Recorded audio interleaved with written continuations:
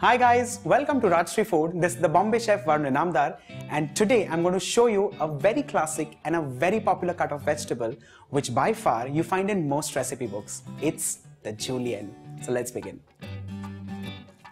A Julienne resembles a matchstick, and that one vegetable that immediately comes to my mind when you think of a Julienne is a carrot. So let's begin with that. First things first, let's peel a washed carrot like so.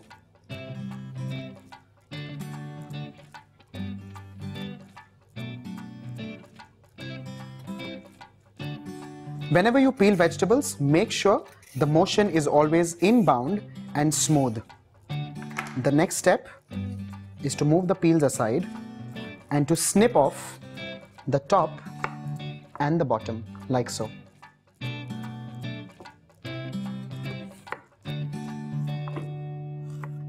Technically, the size of a Julienne is 3 mm by 3 mm by roughly 5 centimeters. So here I cut 5 centimeters long, roughly. You don't have to sit with a measuring tape. And you slice the base of the carrot so that this can turn and rest against the board. The next step is to hold the carrot very firmly and slice the carrot, resting the knife against your knuckles. Make sure the carrot does not slip at any given point in time.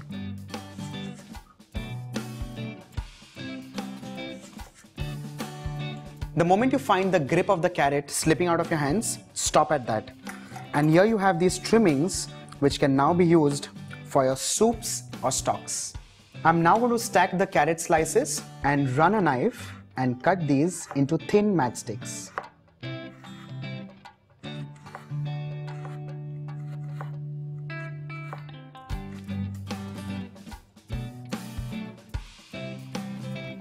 Now when I run my fingers through this, what I have here are beautiful juliennes of a carrot.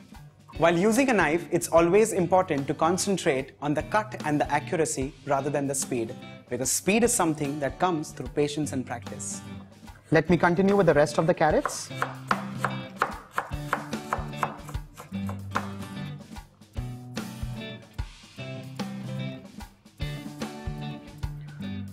If you browse through a lot of Oriental cookbooks, you'll come through a terminology, ginger juliennes. Let's see how that's done. First thing, you take a ginger. Let's peel the ginger first.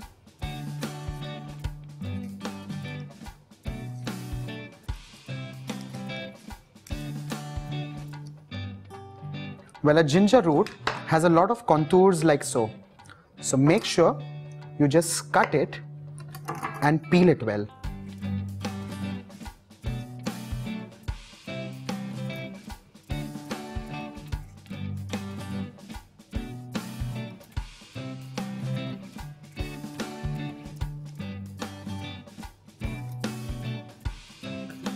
Let's slice the base. Now let's rest the ginger on the board and slice it with the help of your knife, which is resting against your knuckles, obviously without slicing your fingers.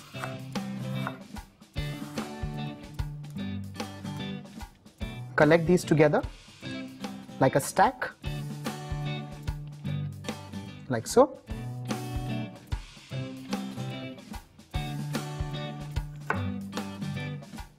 The extra trimmings, like so, can stay for your chutneys, marinades, sauces, or stocks and soups. The next step is to change the angle a little and continue slicing it into thin matchsticks.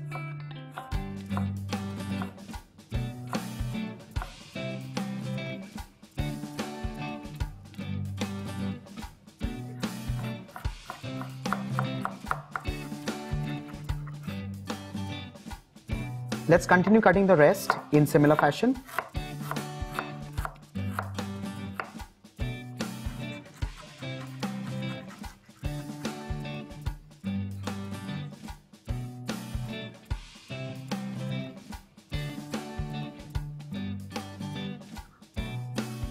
Another vegetable which is very popularly used as a julienne cut is a capsicum or a bell pepper. So let's see how that's done. But before moving on to the julienne, let's look at how to cut a capsicum with as minimum wastage as possible. The first thing is to rest it on a back with a firm grip and slice it right through the center. Another cut, again right through the center. And here you have cut the capsicum in 4 quarters. Now let's run a knife through the contours of this capsicum and cut off this membrane.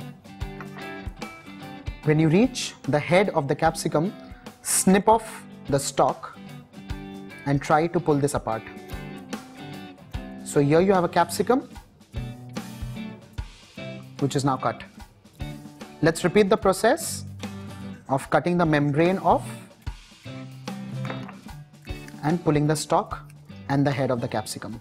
Let's pat the seeds off and continue with the rest. Now I'm going to turn the side of the capsicum, press it a little, and now continue slicing it very, very thinly. Whenever you cut juliennes, make sure the knife is very sharp, otherwise you may not have well cut juliennes.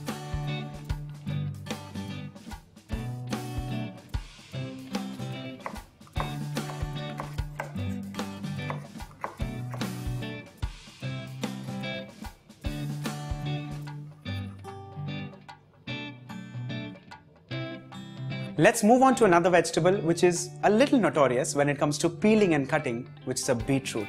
So let's have a look. The first thing is to hold the peeler right at the head of the beetroot and pull it towards yourself. It is a hard root vegetable and hence it becomes difficult to peel it nicely. Again, if you notice, it's a round vegetable. So moving it along the contours becomes even more challenging. But nevertheless, do it slowly, steadily, and with patience. While doing this, make sure you do not stain your clothes.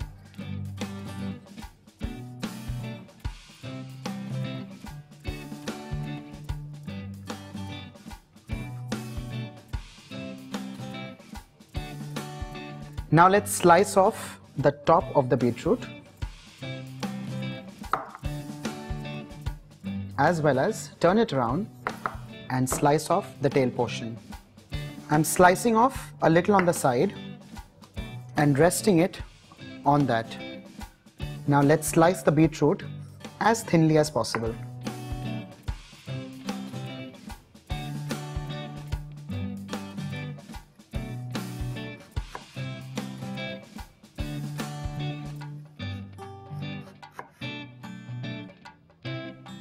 Let's stack all these slices together to a comfortable height. And now let's begin slicing this.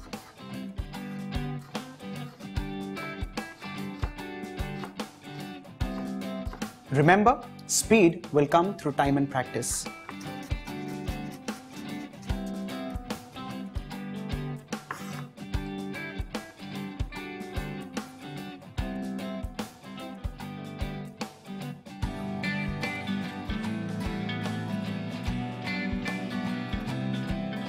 I hope cutting juliennes is much more easier for now. See you next time with some more tips, tricks and recipes. Ciao for now.